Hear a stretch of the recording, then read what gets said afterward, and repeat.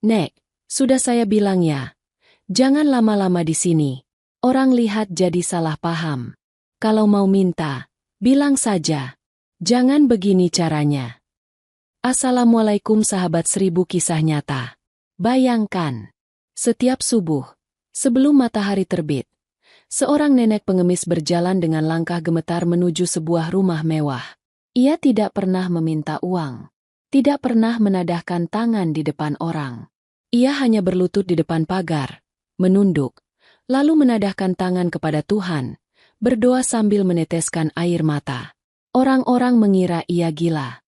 Satpam rumah itu mengusirnya berulang kali. Namun nenek itu tetap datang, setiap hari. Hujan, panas, angin, badai, tak pernah menghentikannya. Tak ada yang tahu bahwa doa yang ia bawa itu bukan untuk dirinya.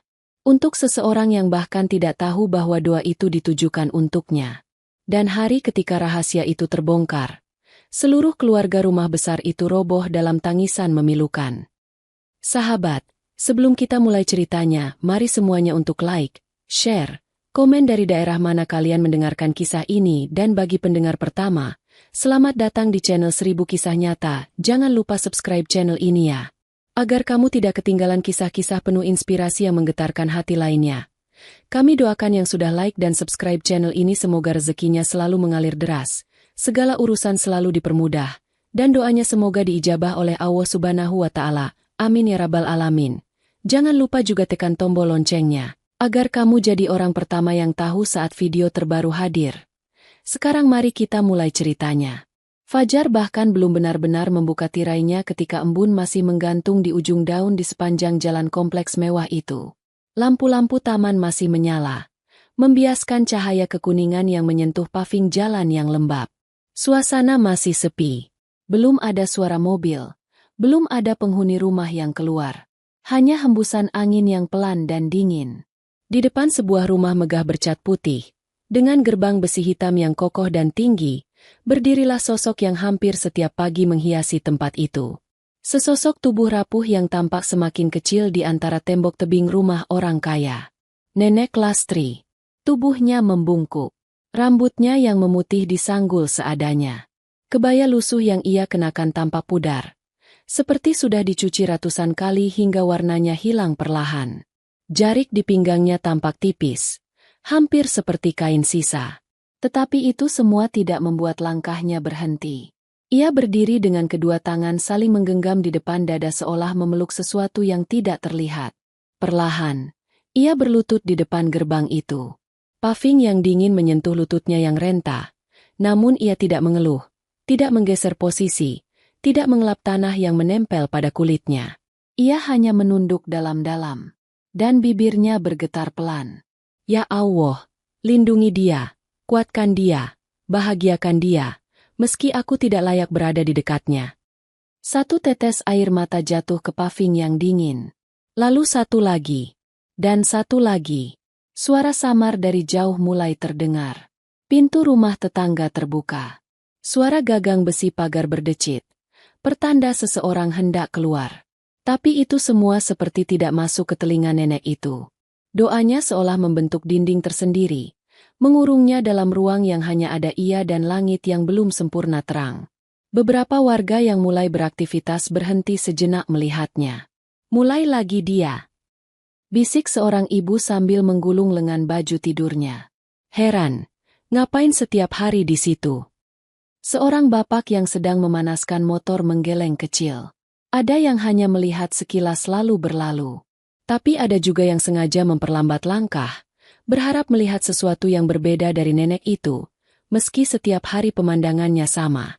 Nenek itu tidak pernah mengulurkan tangan, tidak pernah menengadah meminta uang, tidak pernah menatap siapapun. Ia hanya datang, berlutut, dan pergi sebelum jam 7. Satpam rumah mewah itu, seorang pria bernama Roni, sudah tahu betul pola itu, dan sudah berlangsung selama beberapa bulan terakhir. Ia juga yang paling sering menghadapi tatapan warga yang menuduh rumah majikannya pelit, karena membiarkan seorang nenek berlutut di depan gerbang. Pagi itu, seperti biasa, ia menyeruput kopinya sambil memandangi nenek itu dari dalam pos kecil. Wajahnya tampak gusar, Bukan karena benci, tapi karena takut kena marah. Tuan Adiguna, pemilik rumah mewah itu, pernah berpesan agar depan rumah selalu bersih, tertib, dan tidak menjadi bahan gosip warga. Dan sosok nenek tua itu, tanpa ia inginkan, telah menjadi bahan perbincangan orang sekampung. Roni meletakkan gelas kopinya, berdiri, lalu berjalan keluar pos. Langkahnya tegas. Suara sepatunya terdengar jelas di pagi yang sunyi itu. Nek! Ia bersuara pelan tapi tegas. Nenek Lastri perlahan mengangkat wajahnya, tetapi tidak menatap langsung. Hanya mengalihkan sedikit pandangan, seolah menunggu kalimat berikutnya. Nek, sudah saya bilang ya, jangan lama-lama di sini. Orang lihat jadi salah paham. Kalau mau minta, bilang saja. Jangan begini caranya. Nenek Lastri menggeleng, gerakannya sangat halus, hampir seperti daun kering yang bergerak karena angin. Aku tidak datang untuk meminta, Nak. Suara itu lirih, tapi justru karena lirih, Roni merasa seperti ditempeleng kata-kata yang tidak ingin ia dengar. Nek. Ia mengusap wajahnya, tampak letih. Yang penting jangan lewat jam 7. Tolong, Nek. Saya juga yang disalahkan kalau terjadi apa-apa. Nenek Lastri mengangguk pelan, lalu menunduk kembali. Roni kembali ke posnya sambil menghela napas panjang. Ia ingin mengusir nenek itu setiap hari, tapi entah kenapa di dalam hatinya ada perasaan aneh. Seperti ada sesuatu yang tidak benar dari cara ia memperlakukannya. Namun ia tidak tahu apa. Matahari mulai muncul. Embun mulai mengering. Suara kendaraan mulai ramai dari jalan besar. Satu persatu warga mulai berangkat kerja. Dan seperti biasa, tepat saat jarum jam hampir menyentuh angka 7, Nenek Lastri mengusap air mata di pipinya, berdiri perlahan, menunduk terakhir kali pada gerbang itu, lalu melangkah pergi dengan tubuh yang lebih lelah dari sebelumnya. Ia berjalan melewati taman kecil, melewati barisan pohon flamboyan, lalu menghilang di tikungan. Beberapa warga yang melihatnya pergi hanya mengangguk kecil. Dia pulang lagi. Besok datang lagi pasti. Saya heran apa maunya. Tak ada yang benar-benar ingin mencari tahu. Dunia terlalu sibuk, dan doa seorang nenek yang tidak meminta apapun dianggap bukan sesuatu yang patut diperhatikan. Namun apa yang mereka lihat setiap hari itu hanyalah permukaan kecil dari sesuatu yang jauh lebih besar. Sesuatu yang sudah tersimpan selama puluhan tahun, terlindung oleh diam yang panjang. Di tengah kota, jauh dari rumah besar itu, sebuah kontrakan tua berdiri di gang kecil yang becek. Dindingnya retak, catnya mengelupas, atapnya bocor. Beberapa anak kecil berlarian sambil tertawa, tidak peduli bahwa lorong itu sempit dan licin. Di salah satu kamar kontrakan itu, Nenek Lastri duduk di tepi kasur tipisnya. Tangannya gemetar ketika membuka selendang kusamnya, lalu merogoh saku dalam kebayanya. Ia mengeluarkan sebuah dompet kecil yang sudah hampir hancur, lalu menarik satu-satunya benda berharga yang pernah ia simpan selama puluhan tahun. Secarik foto. Foto yang menguning, pinggirannya sobek, warnanya pudar. Tetapi seseorang di foto itu tidak pernah hilang dari ingatan nenek itu. Ia mengusap pinggiran foto dengan ibu jarinya, seperti membelai. Berbisik lirih. Maafkan aku cuma punya cara ini. Air mata jatuh lagi, seperti hujan kecil yang tidak pernah hentinya turun. Nenek Lastri menempelkan foto itu ke dadanya, memejamkan mata, dan menarik napas panjang seolah mengembalikan kekuatan yang hilang. Setiap pagi ia datang ke gerbang itu bukan untuk meminta, bukan untuk mengemis, bukan untuk mendapatkan belas kasihan. Ia datang untuk hal yang jauh lebih dalam. Sebuah penyesalan yang tak pernah ia lepaskan. Sebuah cinta yang tidak pernah ia miliki lagi sejak puluhan tahun lalu. Sebuah doa yang setiap hari ia titipkan kepada Allah agar sampai kepada seseorang yang ia tidak berani temui. Seseorang yang ia panggil dengan sangat pelan dalam hatinya. Seseorang yang kini tinggal di rumah megah itu dengan keluarga yang ia tidak pernah tahu. Seseorang yang lahir dari rahimnya sendiri. Waktu terus berjalan. Hari berganti hari. Namun sesuatu berubah pada suatu pagi yang cerah. Di saat daun-daun bergoyang lembut tertiup angin. Sebuah mobil hitam berhenti perlahan di depan gerbang rumah mewah itu. Roni yang sedang menyapu halaman depan langsung menghampiri. Matanya melebar ketika melihat siapa yang turun dari mobil. Seorang gadis muda dengan rambut panjang tergerai, mengenakan tas besar di bahu dan koper di tangan. Wajahnya cantik, matanya jernih, dan senyumnya membuat udara pagi terasa lebih hangat. Itu Nadine, putri tunggal keluarga itu. Baru pulang setelah bertahun-tahun belajar di luar negeri. Namun sebelum pintu mobil tertutup, sebelum ia sempat memanggil ibunya yang berjalan cepat keluar rumah sambil tersenyum lebar, perhatian Nadine tertancap pada satu sosok yang berdiri tidak jauh dari sana. Seorang nenek, berpakaian lusuh, menunduk, bergetar, menangis.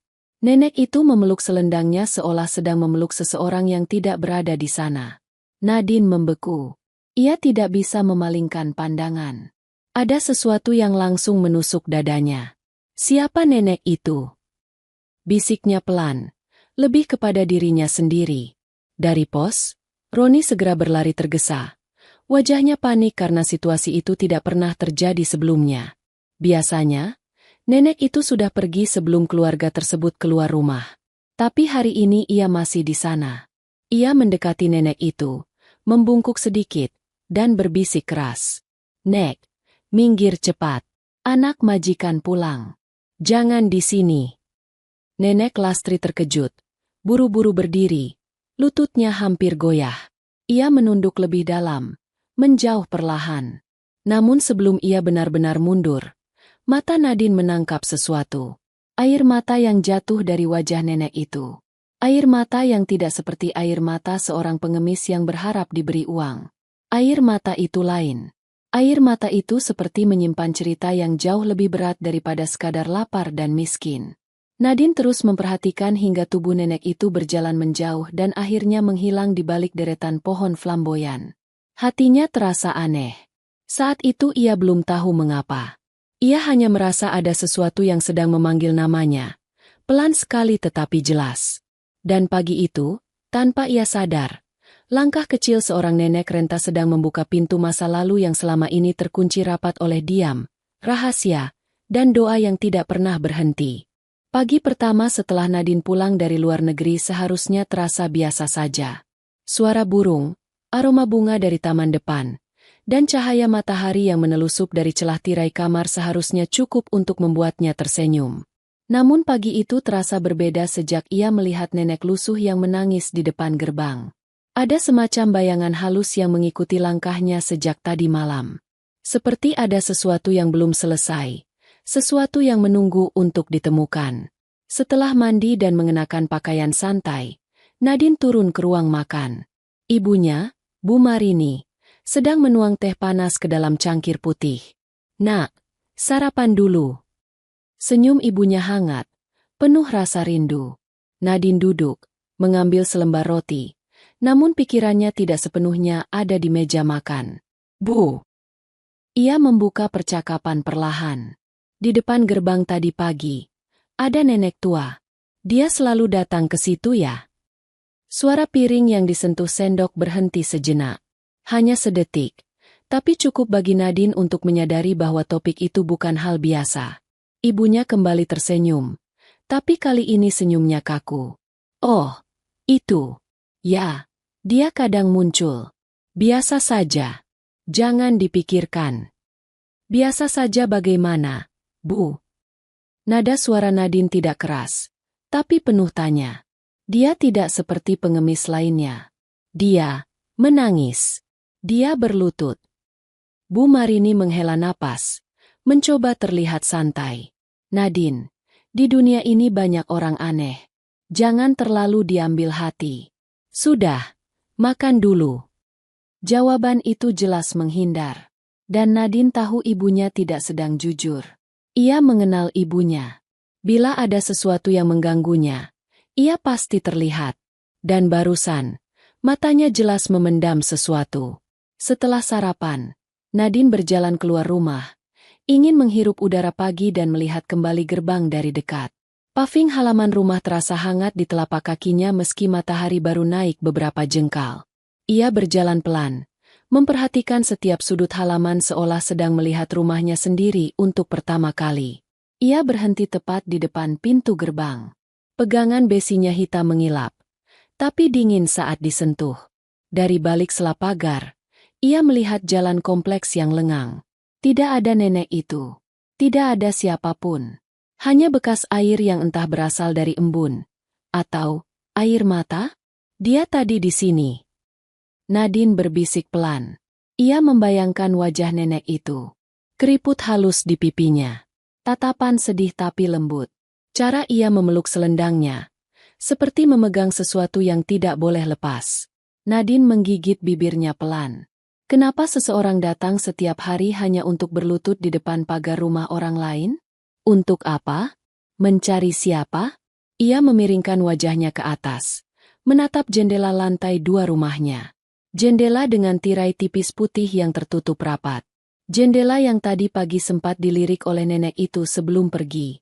Ada sesuatu pada jendela itu. Ada sesuatu yang ditinggalkan masa lalu. Dan Nadine merasakannya tanpa mengerti alasannya. Hari itu berlalu seperti biasanya.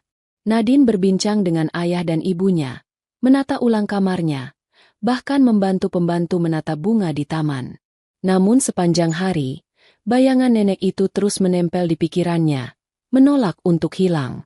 Menjelang sore, ketika matahari mulai turun, Nadine duduk di balkon lantai 2 sambil menikmati udara hangat. Dari sana, ia bisa melihat gerbang rumah dengan jelas. Ia membayangkan bagaimana nenek itu berlutut di sana, tepat di tempat di mana bayangan pagar menyentuh tanah. Kenapa dari semua rumah, dia memilih rumah ini? Lidahnya membentuk kalimat itu tanpa sadar. Tiba-tiba, suara berat namun lembut terdengar dari belakang. Nadine. Itu suara ayahnya, Tuan Adiguna. Ia berdiri di ambang pintu balkon, mengenakan kemeja putih dengan lengan digulung. Wajahnya terlihat lebih lelah dibanding saat terakhir kali Nadine melihatnya beberapa tahun lalu. Kerutan di dahi kirinya lebih dalam, dan tatapannya seperti sering memikirkan hal yang tidak ia ceritakan kepada siapapun. Ayah baru pulang kerja. Nadine berdiri, menghampirinya, memeluknya hangat. Mereka duduk berdampingan di kursi bambu. Angin sore menggerakkan rambut Nadine pelan. Ayah. Nadine mulai. Tadi pagi ada nenek tua di depan gerbang. Dia berlutut. Dia menangis. Ayah tahu siapa dia. Tuan Adiguna terdiam. Tubuhnya menegang. Tangannya yang tadi santai di sandaran kursi, kini menggenggam erat. Nadine memperhatikan ayahnya. Reaksi itu terlalu cepat untuk disembunyikan. Ayah, kenapa wajah ayah berubah? Nadine bertanya lembut. Tuan Adiguna menelan air liur, lalu perlahan berdiri. Tidak ada yang perlu kamu pikirkan. Suaranya dingin. Tidak biasa. Dia hanya pengemis. Jangan terlalu memikirkan hal yang tidak penting. Setelah mengatakan itu, ia masuk ke dalam rumah tanpa menoleh kembali. Nadine mematung. Ayahnya terlihat takut. Seolah nama, nenek di depan gerbang, adalah sesuatu yang tidak boleh disebut. Seolah itu adalah masa lalu yang disembunyikan rapat. Dan itu membuat rasa penasaran Nadine semakin tajam. Malam tiba. Rumah besar itu tampak tenang dari luar. Tapi di dalam kamar Nadine, pikirannya tidak berhenti berputar. Udara malam yang seharusnya menenangkan justru terasa penuh tanda tanya. Ia duduk di tepi ranjang, menatap jendela lantai 2 yang menghadap langsung ke gerbang. Tadi nenek itu menatap jendela ini. Nadine berbisik.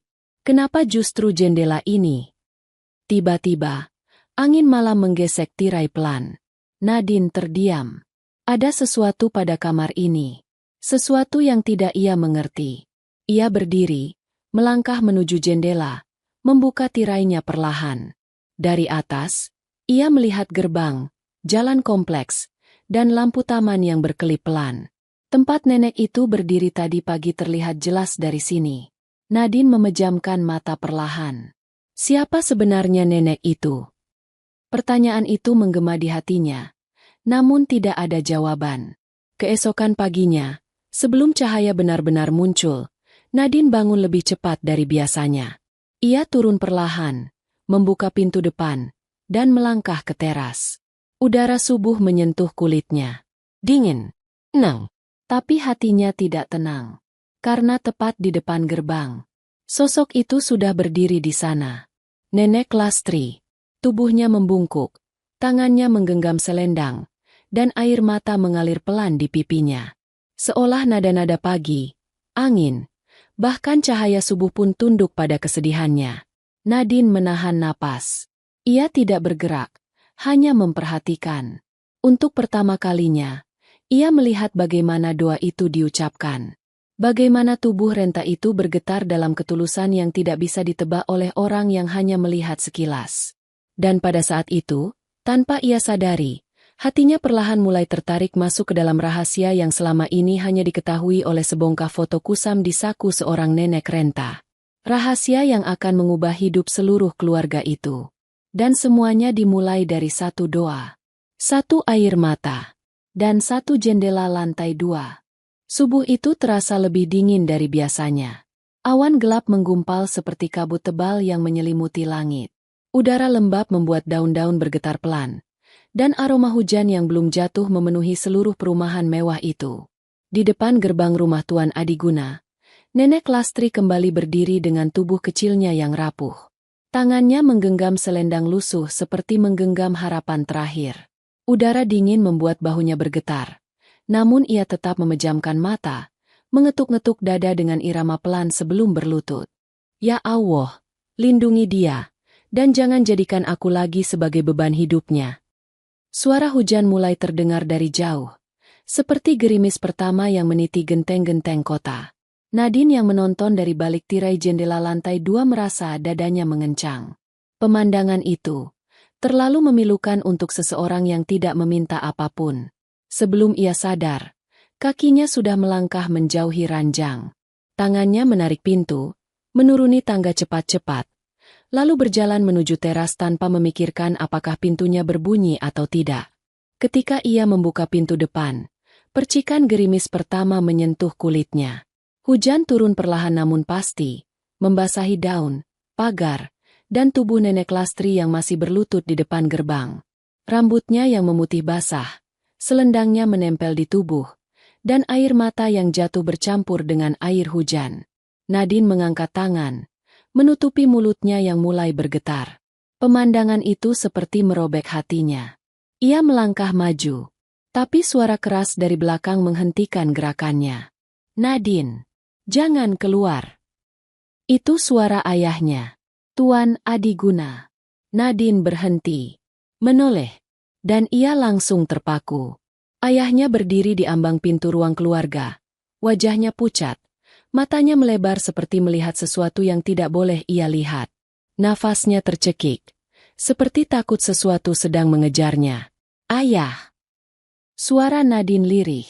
Tapi sebelum Nadine sempat bertanya, Tuan Adiguna melangkah cepat ke teras, memandang lurus ke arah gerbang dengan tatapan yang penuh ketakutan dan marah bercampur jadi satu. Kemudian, suara itu pecah. Kenapa dia ada di sini lagi? Suara Tuan Adiguna menggema keras di seluruh halaman. Nadine terpaku. Di luar, hujan makin deras. Roni yang ada di pos satpam ikut terlonjak ketika mendengar suara itu dan berlari keluar dalam keadaan basah kuyup. Bingung harus bagaimana. Nenek Lastri mengangkat wajahnya. Untuk pertama kalinya, ia menatap Tuan Adiguna dari jauh. Dan tatapan itu bukan tatapan pengemis. Bukan tatapan orang asing. Bukan tatapan seseorang yang ingin sesuatu. Tatapan itu, tatapan seorang ibu. Sebuah tatapan yang menyimpan puluhan tahun rindu, penyesalan, dan keberanian kecil untuk melihat anaknya dari jauh. Tuan Adiguna mundur setengah langkah. Tubuhnya limbung seperti kehilangan keseimbangan. Tangannya memegang tiang teras. Roni! Ia berteriak. Keluarkan dia. Sekarang. Jangan biarkan dia di sini lagi. Roni, yang sedari tadi kebingungan, mendekati nenek itu dengan wajah panik. Nek, ayo pulang. Ayo pergi. Jangan di sini lagi, Nek. Dan kali ini, Nenek Lastri tidak membantah. Tubuhnya terlalu lemah untuk melawan. Ia bangkit perlahan sambil memegangi pinggangnya. Tapi langkahnya goyah karena hujan membuat tanah licin. Ujung jariknya menempel di paving, berat oleh air. Nadine menutup mulutnya kuat-kuat. Ada bagian dari dirinya yang ingin berlari ke arah nenek itu, memayungi, memeluk, membantu berdiri. Namun ayahnya berdiri tepat di depan pintu. Tubuhnya tegak seperti tembok tinggi yang tidak bisa ditembus. "Ayah, kenapa ayah begitu marah?" Nadine berkata pelan. Suara setengah bergetar. "Ayah kenal nenek itu." Tuan Adiguna menggeleng. Gerakannya cepat, panik, hampir seperti seseorang yang sedang mencoba menutup rapat kotak rahasia yang tidak boleh dibuka. "Tidak. Dia bukan siapa-siapa." Napasnya tersengal. "Dia hanya orang asing. Jangan dekat-dekat dengan dia, Nadine." Tapi ayah terlihat takut. Nadine menatap mata ayahnya. Ayah seperti mengenalnya. "Sudah, jangan dibahas lagi." Suara itu pecah begitu keras hingga Nadine tersentak. Roni akhirnya berhasil menggandeng nenek Lastri menjauh. Namun tubuh renta itu semakin lemah. Hujan membasahi seluruh tubuhnya. Dan di tengah perjalanan menuju pintu gerbang kompleks, langkah nenek itu terhenti. Ia memegangi dadanya. Nafasnya tercekat. Dan tubuhnya ambruk pelan ke pelukan Roni. "Nenek!" Roni menjerit. Nadine langsung berlari tanpa peduli hujan. Ia melewati ayahnya, melewati halaman, berlari melewati paving yang licin untuk mendekati tubuh nenek itu. "Nenek! Nenek!" Nenek Lastri tidak membuka mata. Hanya gumaman kecil keluar dari bibirnya. "Jangan, beritahu, Adiguna." Suara itu pelan seperti bisikan angin yang hampir hilang. "Aku tak ingin mengganggu hidupnya." Hujan menutupi wajahnya. Rambutnya menempel. Tubuhnya dingin. Nadine terasa seperti kehilangan napas sendiri. "Nenek, tolong bangun. Nek, Roni, kita harus bawa beliau ke rumah sakit." "Nadine." Tuan Adiguna menerobos hujan, setengah berlari. Wajahnya pucat seperti darahnya hilang. "Apa yang kamu lakukan? Jangan dekat-dekat." Nadine menatap ayahnya dengan mata penuh air. "Ayah mau biarkan nenek ini mati di depan rumah kita." Kalimat itu pecah dari mulutnya. Dan untuk pertama kalinya sejak Nadine pulang, ia melihat sesuatu yang benar-benar berbeda di wajah ayahnya. Ketakutan. Bukan ketakutan biasa. Ketakutan yang datang dari masa lalu. Ketakutan yang sudah hidup terlalu lama dan tidak pernah ia ceritakan kepada siapapun. Nadine menggenggam tangan nenek itu kuat-kuat. "Aku ikut bawa beliau ke rumah sakit. Mau ayah larang atau tidak?" Tanpa menunggu jawaban, Nadine memanggil taksi online dari ponselnya, membantu Roni mengangkat tubuh nenek itu, dan membawa nenek itu pergi dari halaman rumahnya. Sementara itu, di teras rumah besar itu, Tuan Adiguna berdiri mematung dalam hujan. Air hujan jatuh ke wajahnya, tapi tidak bisa menghapus ketakutan yang kembali muncul setelah puluhan tahun ia kira sudah mati. Dan di kejauhan, sirene mobil taksi yang membawa nenek Lastri perlahan menghilang. Membawa serta rahasia yang sebentar lagi akan terungkap. Rahasia yang akan memecah seluruh kehidupan keluarga itu.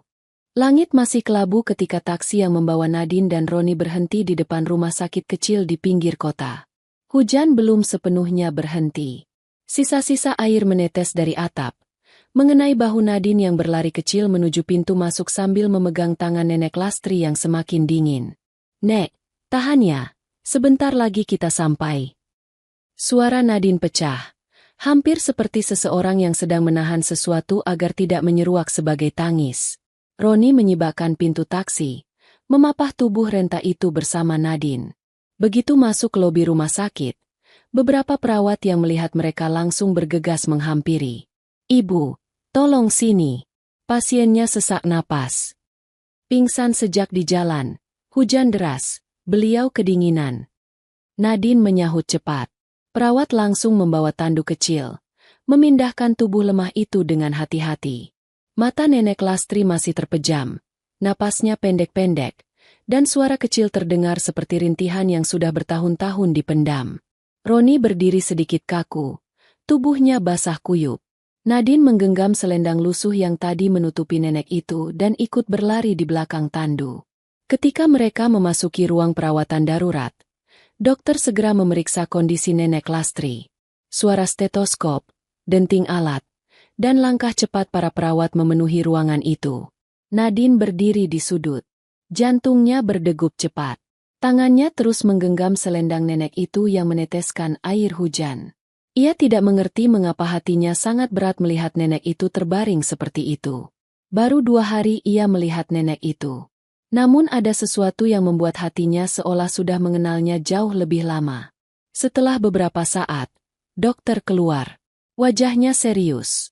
Ibu ini kelelahan, hipotermia ringan, dan tekanan darahnya sangat rendah. Untung kalian membawanya cepat. Dokter menatap Nadine. Keluarga pasien ada. Pertanyaan itu membuat Nadine terpaku. Ia membuka mulutnya, tapi tidak ada jawaban. Ia bahkan tidak tahu nama lengkap nenek itu, apalagi keluarganya. Pelan-pelan Nadine berkata, "Tidak ada. Sepertinya beliau tinggal sendiri." Dokter mengangguk, lalu menambahkan, "Kami akan pindahkan ke ruang rawat. Seseorang perlu mendampinginya." Nadine refleks berkata, Saya akan menemani." Roni menoleh kaget. "Non Nadine, ini kan?" Nadine hanya menggeleng. "Roni, kalau bukan kita, siapa lagi? Nenek ini sendirian." Tidak ada yang bisa membantah setelah kalimat itu. Beberapa menit kemudian, tubuh nenek Lastri telah dipindah ke kamar rawat kecil bernomor 204. Ruangan sederhana dengan ket putih, meja kecil di samping ranjang, dan kursi kayu yang mulai pudar warnanya. Nadine duduk di sebelah ranjang. Ia menggenggam tangan nenek itu perlahan. Jari-jari nenek itu kurus, kulitnya tipis, dingin seperti kaca yang belum disentuh matahari. Hening menyelimuti ruangan itu, kecuali suara rintik hujan yang menetes dari luar jendela. Setelah cukup lama, tubuh nenek Lastri bergerak sedikit. Kelopak matanya bergetar. Nadine mendekat hampir meletakkan wajahnya di depan wajah nenek itu. "Nek, aku Nadine. Kita sudah di rumah sakit. Nenek tidak apa-apa sekarang." Kelopak mata itu perlahan terbuka. Tapi pandangan nenek itu tidak langsung fokus. Seolah ia tidak melihat Nadine, tetapi melihat sosok lain di baliknya. "N.A." Suara itu seperti angin yang lewat. Nadine mengerutkan kening. "Nek, apa nenek mau bilang sesuatu?" Nenek Lastri menatap langit-langit kamar. Air mata jatuh perlahan dari sudut matanya. Ya, minta maaf." Suaranya pecah dalam potongan kata. "Jangan bilang pada Adi Guna." Nadine tertegun. Jantungnya seakan berhenti berdetak. "Tunggu, siapa? Adi Guna?" Suara Nadine hampir bergetar. Namun sebelum ia mendapat jawaban, pintu kamar terbuka. Seorang perawat masuk untuk mengecek infus. Nadine langsung menahan pertanyaannya dan berdiri memberi ruang. Setelah perawat selesai, ruangan kembali sepi. Nadine menatap nenek tua di depannya. Ada rasa penasaran yang berubah menjadi ketakutan kecil di dadanya. Kenapa nenek ini menyebut nama ayahnya? Bagaimana mungkin ia mengenal ayahnya? Dan kenapa ia meminta jangan diberitahu? Hatinya berdegup cepat. Saat sore semakin merayap, Roni kembali ke rumah untuk melapor bahwa Nadine akan berada di rumah sakit. Nadine tinggal sendiri, duduk di kursi kayu sambil mengamati wajah nenek Lastri yang tertidur. Semakin lama ia melihat nenek itu, semakin kuat perasaan aneh itu. Seperti nenek ini menyimpan bagian dari hidup yang tidak pernah diceritakan keluarganya. Seperti ada lembar cerita yang robek dan dibuang, tapi potongannya masih menempel di tepi kisah keluarga itu. Nadine menunduk, memegang selendang lusuh yang tadi ia bawa. Ketika ia meraba bagian dalam lipatan selendang itu, jari-jarinya menyentuh sesuatu. Seperti kain tipis yang terselip. Ia membuka lipatan itu perlahan, sangat perlahan, seolah takut merusak sesuatu yang rapuh. Dan di sana, tersembunyi di antara jahitan yang hampir terlepas, Ia menemukan sebuah benda kecil. Dompet kain kusam. Dompet tua penuh debu dan kelembapan hujan. Jantung Nadine berdetak keras. Dengan tangan gemetar, ia membuka dompet itu. Ada secarik foto. Kertasnya menguning. Pinggirannya robek kecil. Foto seorang bayi laki-laki tersenyum. Pipinya tembam, matanya jernih. Nadine menoleh pelan ke nenek itu. "Nek!" Bisiknya hampir tidak terdengar. Namun yang membuat Nadine benar-benar kehilangan napas adalah tulisan di belakang foto itu. Tulisan tangan tua. Hurufnya miring. Tintanya memudar. "Untuk Adi Guna. Dari ibumu." Nadine menjatuhkan foto itu ke pangkuannya. Tubuhnya panas dingin. Tangannya gemetar. Matanya melebar. "Ayah!" Bisiknya putus. "Ayah adalah bayi ini." Nadine memandang foto itu lagi dan lagi. Ia melihat garis-garis halus wajah bayi itu. Dan wajah ayahnya. Yang ia lihat setiap hari. Bentuk alisnya sama. Bentuk bibirnya sama. Bahkan senyumnya pun sama. Ia memejamkan mata. Hatinya terasa seakan sedang jatuh dari tempat tinggi. Nenek ini, ibu kandung ayah. Pertanyaan itu menghujam hatinya. Pertanyaan yang ia tidak tahu apakah ia siap mendengarnya atau tidak. Namun satu hal pasti, apapun kebenarannya, jalan pulang keluarga itu tidak akan sama lagi sejak saat ini. Karena rahasia itu telah terbuka oleh foto yang tersembunyi dalam selendang lusuh seorang nenek. Hujan sudah berhenti menjelang malam. Langit gelap. Namun lampu kota memantulkan cahaya lembut ke kaca jendela ruang rawat nomor 204. Suara tetesan air yang masih tersisa di talang terdengar samar, menghantam lantai beton di bawah jendela rumah sakit. Suasana kamar itu begitu sunyi, namun ketegangan seperti bergantung di udara. Nadine duduk di samping ranjang, memandangi foto bayi yang tergeletak di pangkuannya. Foto yang menguning itu seolah membawa sepotong masa lalu yang tidak pernah diceritakan oleh siapapun. Foto itu seakan berbisik keras melalui keheningan. "Untuk Adi Guna. Dari ibumu." Kata-kata itu terus berputar di kepalanya seperti gema yang tidak mau hilang. Setiap ia membaca kembali tulisan itu, rasa tekanan di dadanya semakin berat. Seakan pintu besar yang selama ini dikunci ayahnya perlahan terbuka, memperlihatkan bayang-bayang masa muda yang ia sembunyikan. Nadine mengangkat foto itu, mendekatkan ke lampu meja kecil.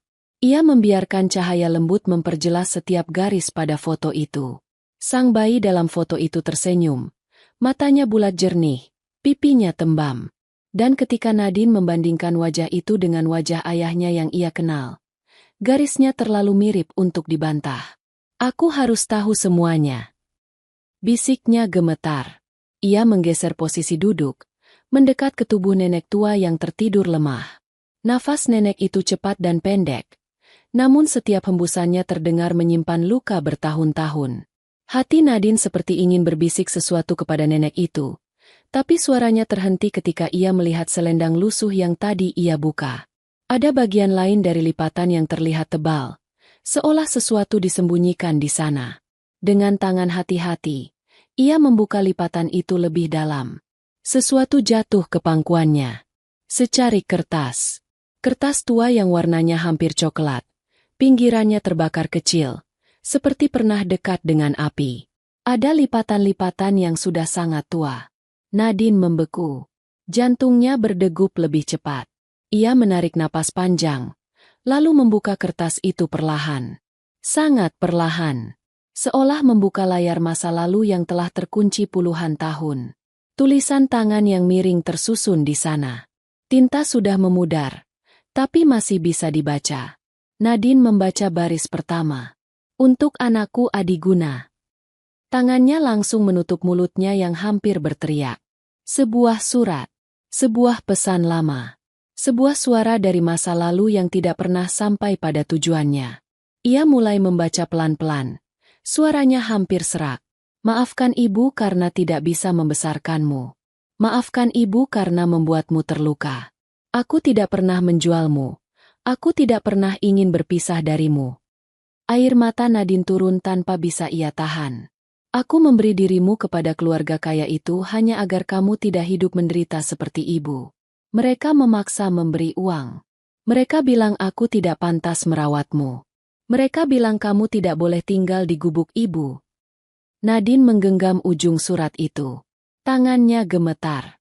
Setiap kata terasa seperti melukai hati sendiri. Ibu tidak punya kekuatan untuk melawan. Mereka mengancam. Nadine berhenti membaca. Hatinya bergetar. Mengancam? Mengancam siapa? Apa yang sebenarnya terjadi pada masa kecil ayahnya? Ia kembali membaca. Suara bergetar. Jika aku menolak, mereka bilang kamu akan diambil paksa. Lebih baik ibu melepasmu secara terhormat, daripada kamu diambil dengan kekerasan. Kamu masih bayi.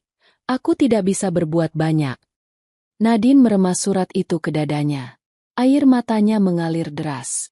Setiap hari sejak saat itu, ibu berdoa agar kamu bahagia, agar kamu sehat, agar kamu tidak lupa bahwa di dunia ini ada seorang perempuan yang sangat mencintaimu, meski tidak berani memelukmu. Nadine berhenti karena suaranya pecah. Ia memejamkan mata dan menahan tangis yang makin berat. Maafkan ibu, anakku. Maafkan ibu. Surat itu berakhir di sana. Tidak ada penjelasan lebih lanjut. Tidak ada tanggal. Tidak ada tanda tangan. Hanya kata-kata yang menyimpan rindu, penyesalan, dan cinta yang terpaksa terkubur selama puluhan tahun. Nadine menunduk. Air matanya jatuh ke surat itu. Ya Allah, kasihan sekali. Bisiknya. Ia tak tahu berapa lama ia menangis, tapi ketika ia mengangkat kepala, ia melihat pergerakan kecil dari ranjang. Kelopak mata Nenek Lastri perlahan membuka. Nek!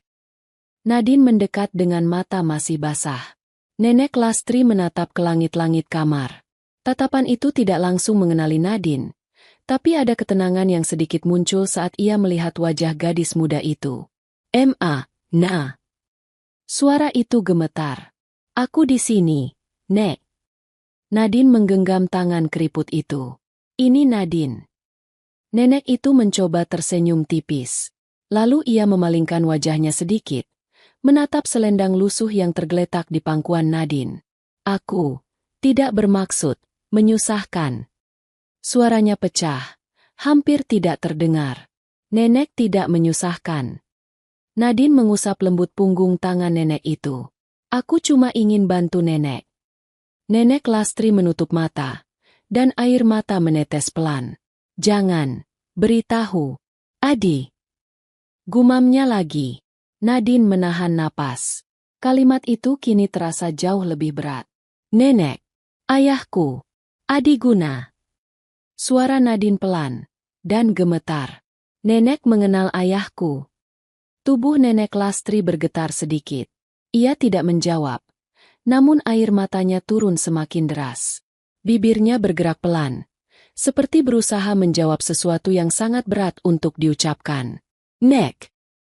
Nadine menunduk. Wajahnya hampir sejajar dengan wajah nenek itu. Apa benar? Ayahku adalah bayi dalam foto itu. Sebuah keheningan panjang menyelimuti kamar itu. Begitu panjang hingga Nadine hampir tidak berani bernapas. Perlahan, sangat perlahan, Nenek Lastri mengangguk. Kecil, namun tegas. Nadine terisak. Nek, kenapa nenek datang ke gerbang rumah kami setiap hari? Tangan Nenek Lastri yang kurus mengusap udara kosong. Lalu ia berkata dengan suara pecah yang membuat ruangan itu terasa runtuh. Agar aku bisa melihat anakku. Ia menarik napas pendek. Setelah puluhan tahun, ibu rindu. Suara itu jatuh seperti pecahan kaca. Nadine tak sanggup menahan air matanya. Ia menggenggam tangan nenek itu erat sekali. Nenek, kenapa tidak bilang dari awal? Nenek Lastri menatap ke arah jendela kamar. Tatapannya kosong namun syarat perasaan. Karena aku tidak pantas. Bisiknya. Nadine menggigit bibir. Hatinya terasa diremas. Aku sudah membuangnya. Dulu. Nenek Lastri menutup wajahnya dengan tangan gemetar. Aku takut. Dia benci Aku. Nadine menggeleng. Air matanya jatuh ke spray. Ayah tidak tahu yang sebenarnya. Nek. Nenek Lastri kembali menangis. Tubuhnya yang kurus bergetar keras. Suaranya terputus-putus. Aku cuma ingin dia bahagia. Walau bukan denganku. Nadine memeluk nenek itu. Perlahan. Hati-hati. Ia tidak tahu sejak kapan ia menangis begitu keras. Semua emosi bercampur. Sedih, marah, dan kasih yang tiba-tiba muncul begitu besar. Namun di dalam pelukan itu, di tengah tangis Nadine, di tengah suara napas nenek itu yang semakin lemah, Nadine bertekad, ayah harus tahu ini, aku tidak boleh menyembunyikannya. Bisiknya dalam hati, apapun yang terjadi nantinya, apapun reaksi ayahnya, kebenaran ini harus ditemukan. Dan hari itu, di ruang rawat kecil nomor 204, keputusan Nadine untuk membuka rahasia itu menjadi pintu menuju badai besar yang akan mengguncang seluruh keluarganya. Dan semuanya baru saja dimulai. Malam itu rumah keluarga Adiguna terasa lebih sunyi dari biasanya. Lampu-lampu taman sudah dimatikan. Hanya menyisakan cahaya lembut dari lampu teras yang memantul pada dinding rumah megah tersebut. Namun keheningan itu bukan keheningan yang damai. Ada sesuatu yang menggantung di udara, sesuatu yang berat, gelap, dan menyesakkan, seperti ada badai besar yang sedang menunggu saatnya meledak. Di dalam rumah, Tuan Adiguna duduk sendirian di ruang kerja. Lampu meja yang kuning redup menyoroti wajahnya yang tampak pucat dan gelisah. Ia tidak menyentuh berkas-berkas yang terbentang di meja. Tangannya berulang kali meremas rambutnya sendiri. Sejak Nadine pergi ke rumah sakit, hatinya tidak tenang. Setiap detik terasa seperti menunggu sesuatu yang buruk. Bayangan masa lalu yang sudah ia kubur dalam-dalam mulai memanjat keluar dari kuburannya. Ia memejamkan mata. Dan wajah itu muncul lagi. Wajah seorang perempuan dengan selendang lusuh. Memeluk bayi kecil yang menangis di gubuk reot. Sebuah bayangan yang ia benci. Sebuah masa lalu yang ia anggap sebagai luka terbesar hidupnya. Kenapa dia kembali? Bisiknya lirih. Ia memukul meja pelan, menahan sesak yang naik ke tenggorokan. Kenapa dia muncul lagi setelah semua yang aku alami? Tepat saat itu, pintu ruang kerja diketuk. Tuan Adiguna mengangkat kepala. Iya. Suaranya berat. Pintu terbuka perlahan. Nadine masuk. Masih mengenakan baju yang sama saat ia berangkat ke rumah sakit siang tadi. Mata gadis itu bengkak. Pipinya memerah. Dan di tangannya, ada sesuatu yang digenggam erat. Foto bayi yang ia temukan di selendang nenek itu. Melihat wajah putrinya seperti itu, hati Tuan Adiguna mencelos. Ia bangkit. Nadine, kamu dari rumah sakit sampai malam begini. Ayah. Namun Nadine mengangkat tangannya. Menghentikan kata-kata ayahnya. Ayah. Suaranya gemetar. Kita harus bicara. Tuan Adiguna menelan ludah. Ia tahu pembicaraan ini tidak bisa dihindari. Ia tahu sejak pagi tadi, sejak hujan turun, sejak melihat sosok itu lagi. Semua rahasia yang ia tutup rapat sudah tidak bisa ditahan lagi. Nadine mendekat, membuka telapak tangannya pelan. Foto itu terlihat jelas di bawah cahaya lampu. Wajah bayi laki-laki yang tersenyum. Pipinya tembam.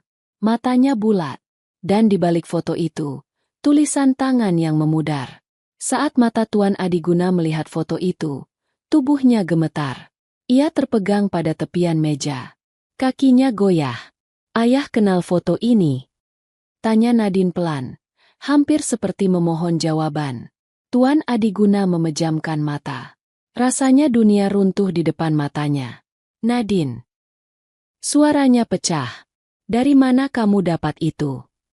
Nadine menarik napas berat. Dari selendang nenek yang setiap hari berlutut di depan gerbang rumah kita. Tubuh Tuan Adiguna membeku seperti patung. Wajahnya memutih.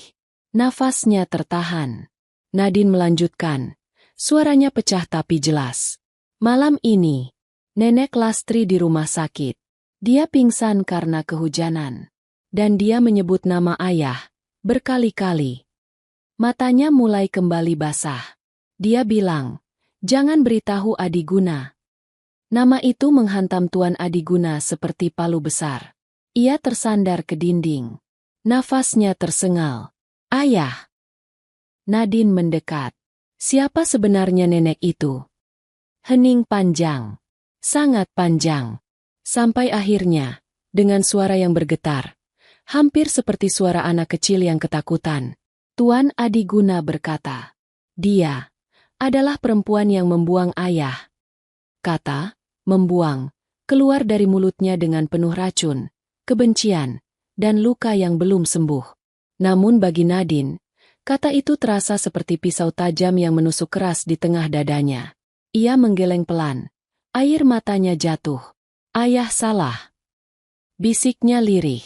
"Dia tidak membuang ayah." Tuan Adiguna mengangkat wajahnya cepat. Tatapannya tajam, hampir marah.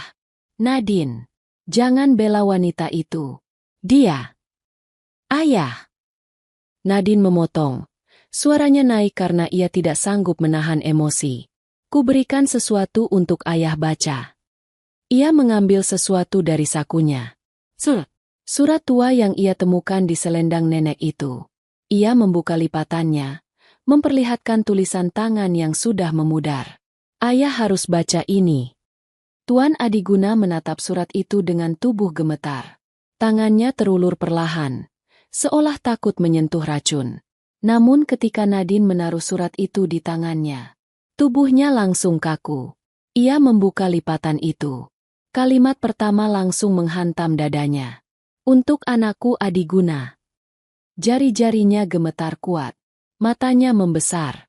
Suara napasnya memburu seperti seseorang yang sedang dikejar sesuatu yang tidak terlihat. Ia membaca baris berikutnya. Dan baris berikutnya. Dan baris berikutnya. Setiap kata terasa seperti batu besar yang menghantam kepalanya. Setiap kalimat membawa kembali semua masa kecil yang ia kira bisa ia hapus. Gubuk reot. Tangis perempuan yang ia kira tidak berarti apa-apa. Teriakan orang-orang kaya yang memaksanya pergi. Dan suara terakhir yang ia dengar pada hari itu. "Aku akan kembali. Maafkan ibu." Surat itu bergetar di tangannya. Tuan Adiguna mulai kehilangan kendali pada tubuhnya sendiri. "Tidak!" bisiknya. "Tidak, ini tidak benar. Ini tidak mungkin." Namun semakin ia membaca, semakin kenyataan itu menelan seluruh hatinya. Bahwa ia salah selama ini. Bahwa perempuan yang ia benci habis-habisan, perempuan yang ia anggap membuangnya, ternyata berjuang sendirian untuk melindunginya. Tangannya menutup wajahnya. Dan untuk pertama kalinya, Nadine melihat ayahnya, seorang lelaki kuat, tegas, yang dihormati banyak orang, terisak seperti seorang anak kecil yang menemukan kebenaran pahit dalam hidupnya. "Ayah!" Nadine mendekat, memegang bahunya. "Ayah salah paham. Selama ini, beliau tidak menjual ayah." Tuan Adiguna menutup surat itu dan memeluknya ke dada. Tubuhnya bergetar hebat. "Aku membencinya. Aku membencinya selama 40 tahun." Air matanya jatuh ke lantai. Padahal, dia melindungiku. Ia menangis. Tangis paling dalam, paling pecah, paling menyayat. Nadine ikut menangis, memeluk ayahnya. Dan di luar rumah besar itu, angin malam berhembus lembut. Seakan membawa doa nenek tua yang tak pernah berhenti. Seakan berkata, "Akhirnya, kebenaran pulang." Namun badai yang lebih besar akan segera datang. Karena malam itu, Tuan Adiguna bersumpah, entah dengan suara yang lirih atau hanya di dalam hati, bahwa ia harus menemui perempuan yang telah mendoakannya selama puluhan tahun dari balik gerbang. Meski ia takut, meski ia malu, meski ia tidak tahu apakah ia pantas. Namun ia tahu satu hal.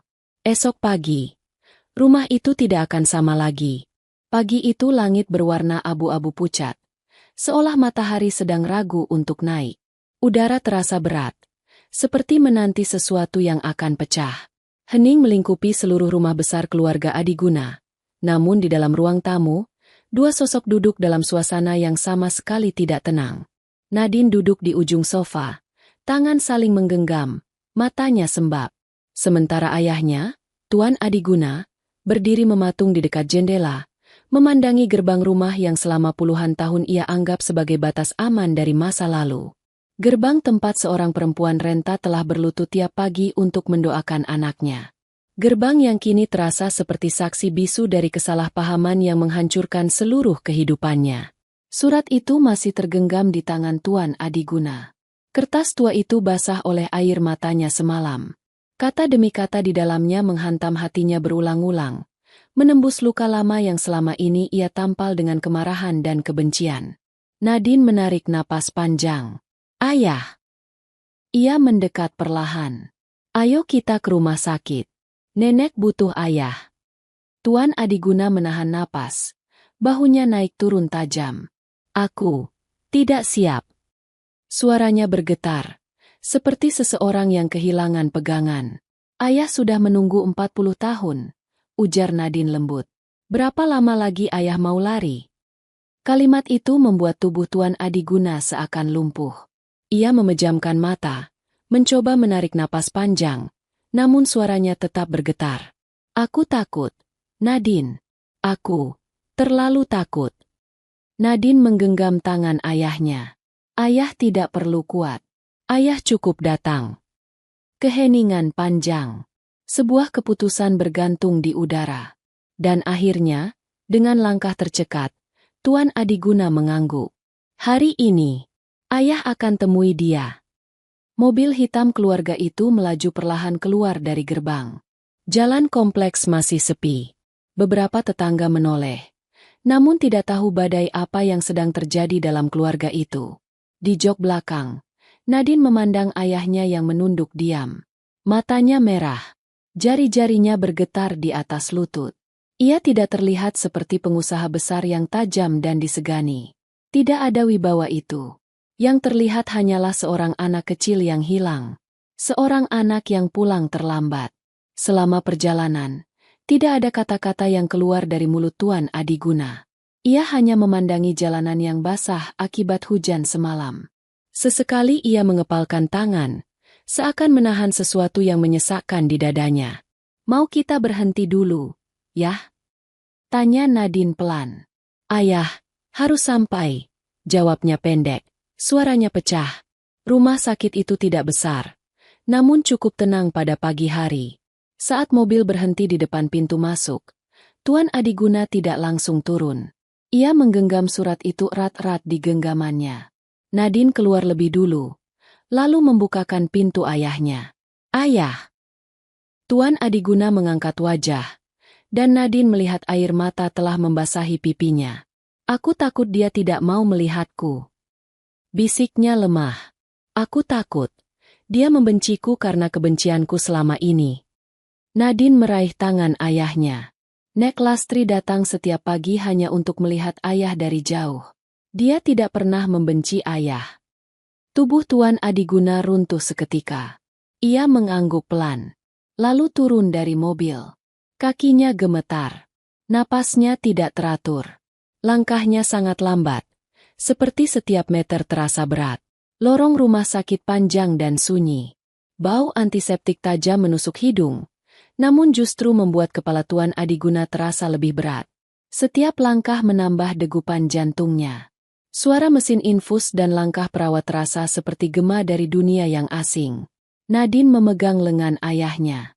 Kamar 204. Yah, sudah dekat. Beberapa langkah lagi. Hanya beberapa langkah. Namun tiba-tiba kaki Tuan Adiguna berhenti tepat di depan pintu. Tangannya bergetar hebat. Surat di genggamannya hampir jatuh. Aku tidak kuat. Ayah bisa. Nadine mendekatkan suaranya. Dia sudah menunggu ayah selama puluhan tahun. Jangan biarkan dia menunggu lebih lama.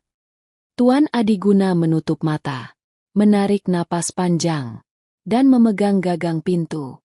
Hening. 1 detik, 2 detik, 3 detik. Kemudian ia membuka pintu perlahan. Kamar rawat 204 diterangi lampu kuning lembut. Di atas ranjang kecil, tubuh Nenek Lastri terbaring tenang. Selimut menutupi tubuh kurusnya. Rambut putihnya tergerai sedikit di bantal. Wajahnya pucat, namun teduh, seperti seseorang yang sedang menunggu seseorang yang sangat ia cintai. Ketika pintu terbuka, kelopak matanya bergerak sedikit, lalu terbuka perlahan. Tatapan Nenek Lastri pertama kali mencari Nadine. Namun beberapa detik kemudian, matanya bergerak ke arah pintu. Ke arah sosok yang selama ini ia hanya berani lihat dari jauh. Anak yang telah ia doakan setiap subuh. Anak yang ia titipkan pada Allah selama puluhan tahun. Anak yang ia lepaskan demi hidup yang lebih baik. Adi Guna.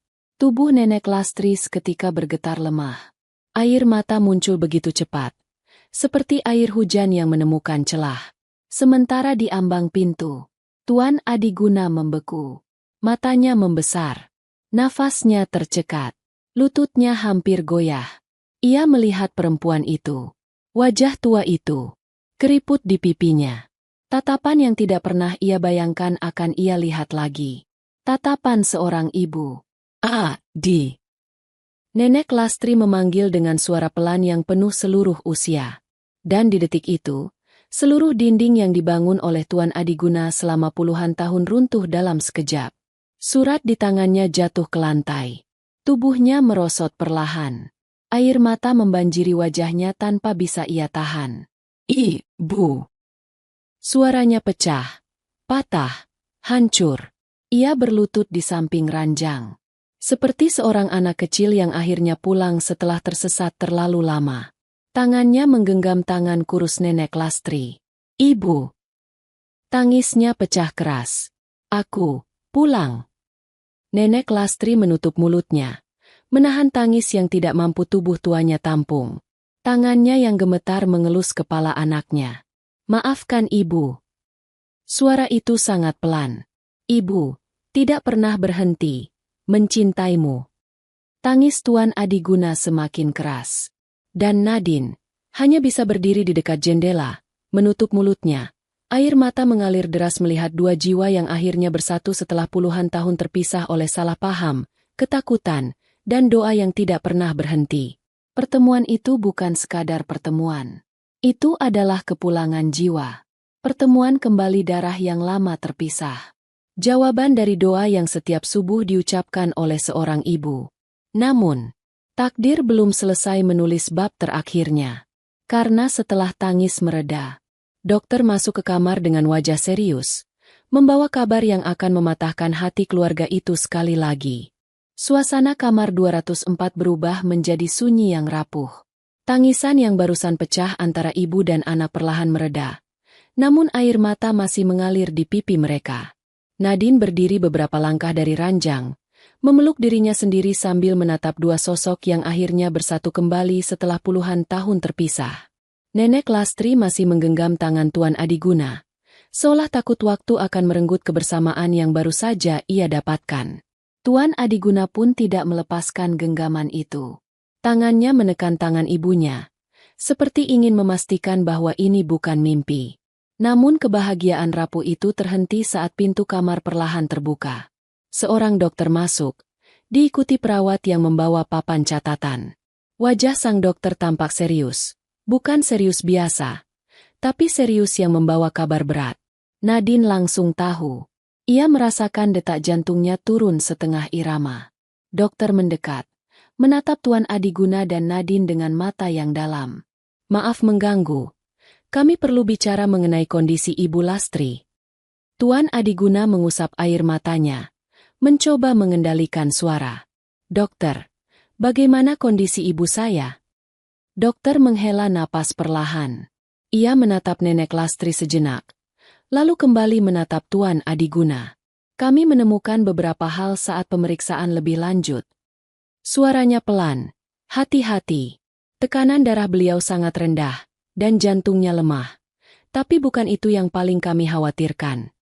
Nadine menelan ludah. Dok, apa maksudnya? Dokter memandang mereka dengan kesedihan yang ditahan-tahan. Beliau mengalami gangguan fungsi organ yang cukup berat, termasuk ginjal yang hampir tidak bekerja optimal.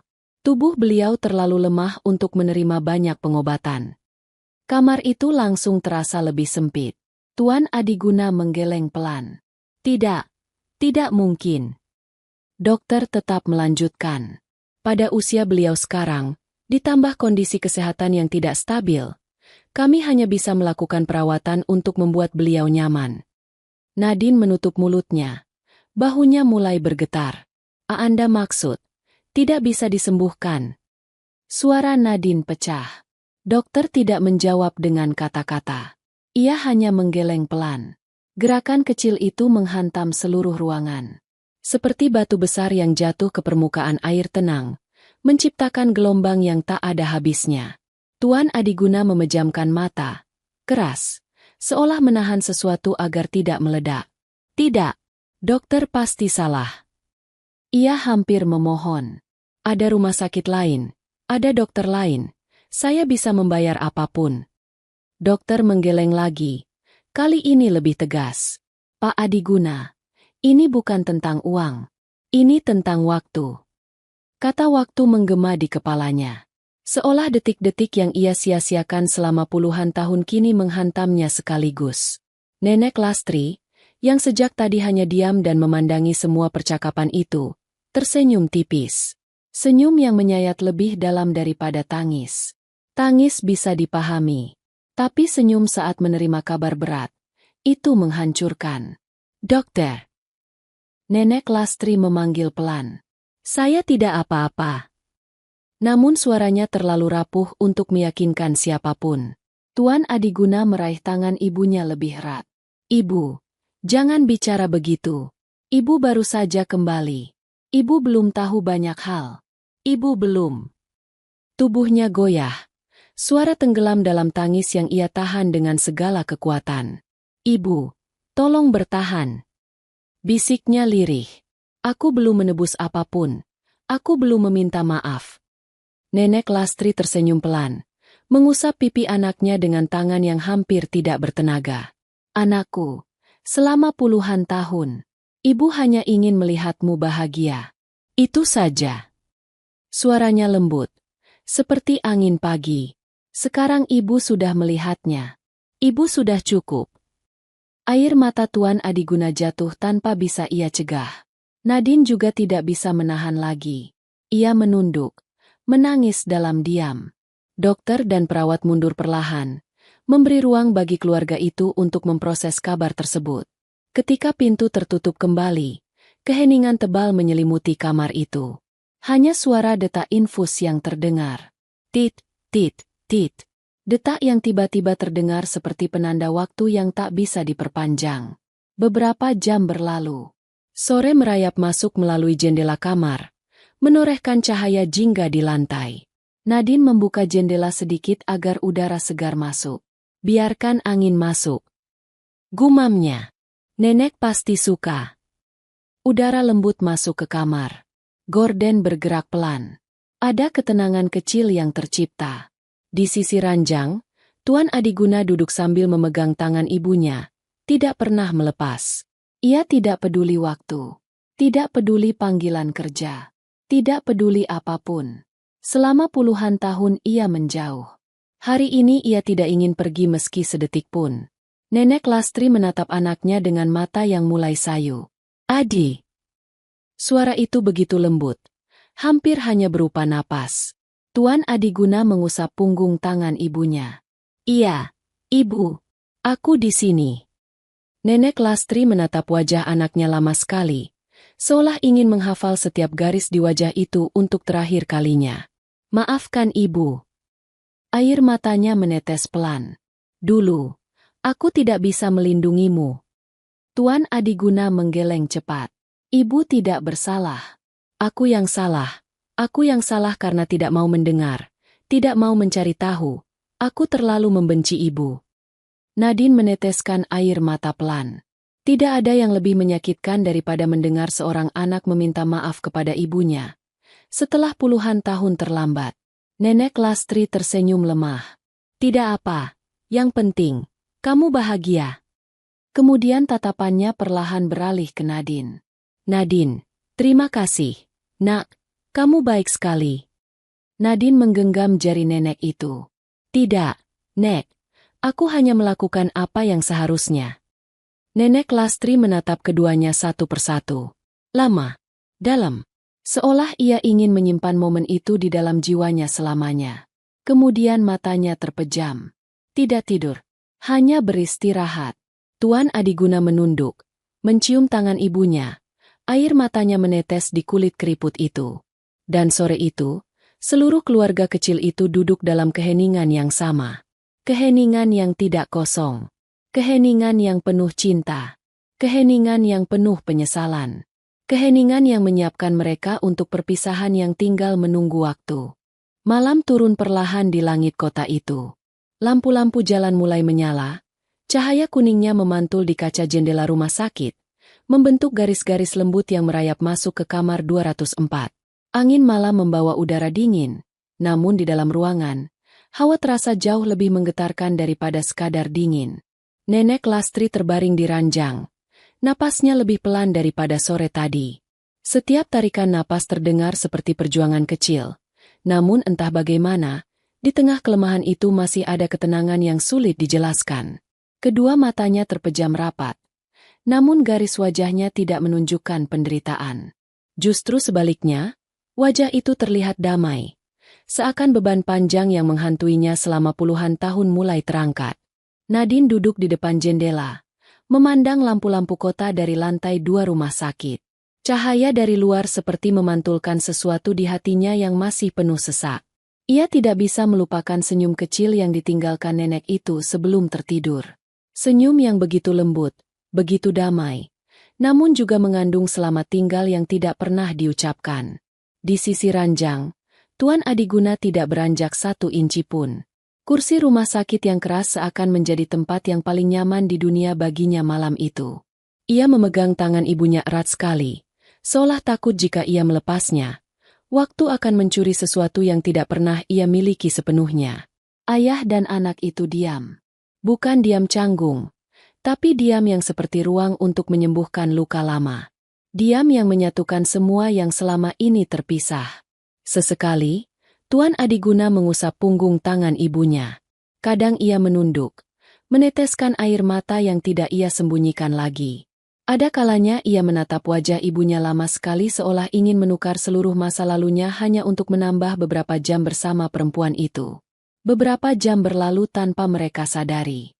Jam dinding sudah menunjukkan pukul 11 malam ketika pintu kamar diketuk pelan. Seorang perawat muda masuk sambil membawa alat untuk memeriksa tekanan darah. "Izinkan saya memeriksa sebentar ya, Pak," ujarnya lembut. Tuan Adiguna mengangguk, menghapus air matanya dengan cepat sebelum perawat itu melihat. Perawat mendekat, memeriksa tanda vital, lalu menuliskannya di papan kecil. Setelah selesai, ia menatap keluarga itu dengan mata penuh empati. "Beliau sedang dalam fase sangat lemah," katanya pelan. "Tapi, beliau terlihat tenang." Nadine menunduk, menggigit bibirnya menahan tangis. Perawat itu kemudian menambahkan, "Kadang, ketika seseorang berada di ujung perjuangannya, ketenangan justru menjadi tanda bahwa hati mereka sudah berdamai." Kata-kata itu seperti tangan lembut yang menepuk bahu mereka. Namun juga seperti pisau kecil yang membuat hati terasa diiris. Setelah perawat pergi, keheningan kembali menyelimuti kamar. Waktu merangkak pelan. Detik demi detik seperti bergerak lebih lambat dari biasanya. Sudah lewat tengah malam ketika Nenek Lastri tiba-tiba bergerak sedikit. Tubuhnya bergoyang sangat pelan. Kelopak matanya terbuka sejenak lalu tertutup lagi. "Nek." Nadine berdiri, menghampiri dengan cepat. "Apa nenek butuh sesuatu?" Nenek Lastri tidak menjawab, namun bibirnya bergerak pelan. Seperti seseorang yang berbicara dalam mimpi. Tuan Adiguna mendekatkan telinganya. "Ibu, ibu bilang apa?" Nenek Lastri berbisik lirih. "Allah, lindungi anakku." Kalimat itu membuat seluruh ruangan bergetar. Nadine menutup mulutnya, menahan isak. Namun Nenek Lastri belum selesai. Perlahan, ia membuka mata. Matanya tidak sepenuhnya fokus, namun tatapannya lembut. Sangat lembut. "Adi." Suara itu nyaris seperti angin. "Kamu baik-baik saja sekarang, iya?" Tuan Adiguna memejamkan mata dengan kuat. Air matanya jatuh lagi. "Ibu, Aku, baik-baik saja, jawabnya dengan suara pecah. Tapi aku tidak bisa baik kalau ibu pergi. Nenek Lastri tersenyum kecil. Senyum yang begitu rapuh, namun begitu indah. Ibu selalu di sini. Ia mengangkat tangan lemah itu dan menyentuh dada anaknya. Di hati kamu. Tuan Adiguna menangis tanpa suara. Nenek Lastri menurunkan tangannya. Matanya mulai menutup sedikit demi sedikit. Namun sebelum benar-benar terpejam, bibirnya mengucapkan sesuatu pelan sekali. Saya sudah selesai. Nadine menjerit kecil di dalam hatinya. Belum saatnya. Tetapi tubuh Nenek Lastri semakin tenang. Napasnya sangat lembut, tipis, hampir tidak terdengar. Dan pada momen itu, Tuan Adiguna melakukan sesuatu yang belum pernah ia lakukan sejak kecil. Ia meraih kepala ibunya dan memeluknya ke dada.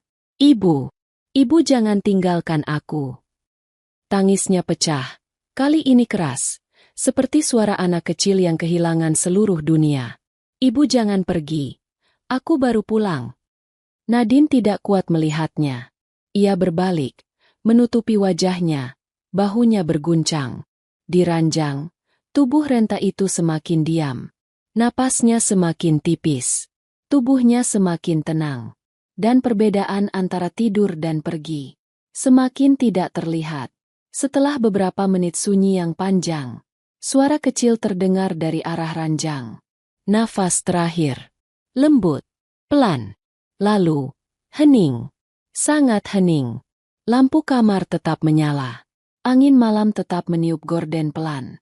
Nadine tetap berdiri memunggungi ranjang sambil menangis tanpa suara. Namun dunia di kamar itu baru saja berubah selamanya. Tuan Adiguna menggenggam tangan ibunya, yang kini tidak membalas genggamannya lagi. Ia menutup mata ibunya dengan tangan gemetar, lalu membungkuk di atas ranjang, dan menangis hancur. Nenek! Bisik Nadine sambil menatap langit malam dari jendela. Semoga Allah memelukmu dengan damai. Sama seperti nenek memeluk doa untuk ayah selama puluhan tahun. Dan malam itu, untuk pertama kalinya, rumah sakit menjadi saksi bukan hanya kematian seorang ibu, tapi pulangnya seorang cinta yang selama ini hidup hanya dari kejauhan.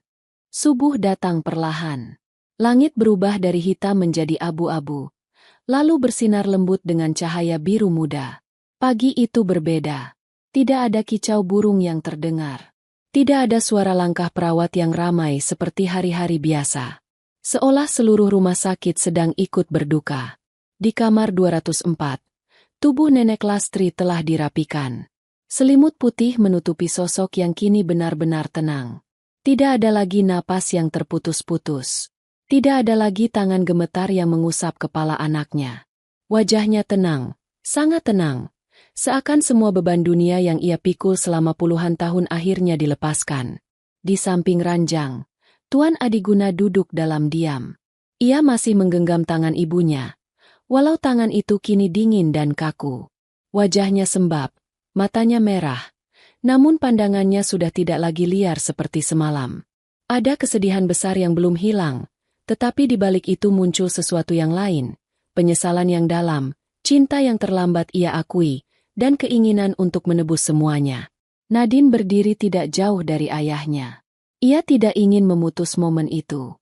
Ia hanya ingin ayahnya memiliki waktu untuk mengucapkan selamat tinggal yang seharusnya sudah ia ucapkan puluhan tahun lalu. Beberapa jam berlalu. Dan akhirnya, perlahan, Tuan Adiguna melepaskan genggaman terakhirnya dari tangan ibunya. Ibu! Bisiknya dengan suara yang sangat pelan. Aku pulang. Tapi kamu harus pergi. Ia menunduk, menempelkan keningnya ke tangan ibunya. Terima kasih. Untuk semua doa. Untuk semua air mata. Untuk semua yang ibu lakukan tanpa aku tahu. Aku tidak akan membiarkan nama ibu hilang lagi. Air matanya jatuh di punggung tangan itu. Ia menutup mata, seolah berusaha menyimpan setiap ingatan terakhir itu ke dalam hatinya. Ketika jenazah Nenek Lastri dipindahkan ke mobil ambulans, udara pagi terasa lebih dingin. Para perawat berdiri memberi hormat kecil, menunjukkan penghargaan pada seseorang yang mungkin tidak punya banyak harta, tetapi telah meninggalkan cinta yang sangat besar. Nadine berjalan di belakang ayahnya. Ia tidak menggenggam lengan ayahnya seperti biasa. Ia membiarkan ayahnya berjalan sendiri, karena di langkah-langkah itu ada penyesalan yang perlu dilepaskan, ada luka yang perlu disembuhkan. Dan ketika mereka sampai di halaman rumah sakit, Tuan Adiguna berhenti di dekat ambulans. Ia memandangi pintu yang sudah tertutup. Tangannya mengepal. Lalu perlahan ia membuka mulutnya. Aku janji, ini terakhir kali ibu pergi sendirian. Nadine menggigit bibirnya, menahan isak. Karena kalimat itu seperti membuka seluruh perjalanan cinta seorang anak yang tidak pernah tahu ibunya masih mendoakannya di balik gerbang rumahnya sendiri. Pemakaman kecil dilakukan di sebuah TPU sederhana. Tidak banyak orang hadir. Hanya Nadine, Tuan Adiguna, Roni, dan beberapa tetangga yang mengenal Nenek Lastri sebagai pengemis tua yang sering lewat pagi-pagi. Namun pagi itu, semua orang terdiam. Cara Tuan Adiguna berdiri di depan makam itu, dengan kepala tertunduk dan tangan menggenggam surat yang ditinggalkan ibunya, membuat siapapun bisa melihat bahwa ini bukan sekadar pemakaman. Ini adalah awal dari takdir yang tertunda. Pertemuan cinta yang terlambat, namun tetap bermakna sepenuh kehidupan. Ketika tanah terakhir dijatuhkan ke makam, Tuan Adiguna menatap nisan sederhana yang hanya bertuliskan, Lastri, ibu yang selalu berdoa. Lalu ia berbisik, aku akan membawamu pulang, Bu, dengan caraku. Beberapa minggu berlalu, rumah besar keluarga Adiguna berubah perlahan. Tidak lagi terasa dingin dan kosong seperti dulu. Tidak lagi terlihat seperti benteng yang menutup masa lalu. Di ruang keluarga, Tuan Adiguna memasang sebuah bingkai foto besar. Foto Nenek Lastri, duduk memakai selendang lusuhnya. Senyum kecil tampak di sudut bibirnya. Foto diambil oleh Nadine diam-diam saat di rumah sakit. Di bawah foto itu, tertulis kalimat yang ia pilih sendiri. Cinta seorang ibu tidak pernah hilang. Hanya tertutup oleh takdir. Dan terbuka kembali oleh doa. Setiap kali ia melewati foto itu, ia berhenti sebentar. Kadang ia tersenyum. Kadang ia menatapnya lama sekali. Kadang ia menangis pelan. Namun rumah itu tidak pernah lagi sama. Karena cinta yang hilang sudah pulang.